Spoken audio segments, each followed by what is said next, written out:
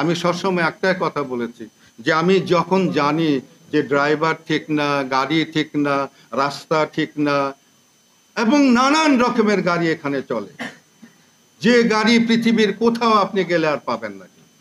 14 প্রকারের গাড়ি এইখানে চলাচল করে, 14 ধরনের গাড়ি, এবং সেই গাড়িগুলোর ম্যাক্সিমামে কোনো বৈধ চলাচলের কোনো বৈধতা নাই, তারপরে এখানে চলছে।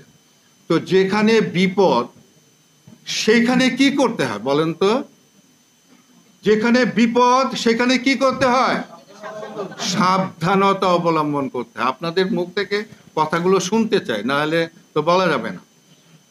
তো যত বিপদ তত তত সাবধানতা। তা আমরা কি যত বিপদ তত সাবধান হই? হ্যাঁ, হই না।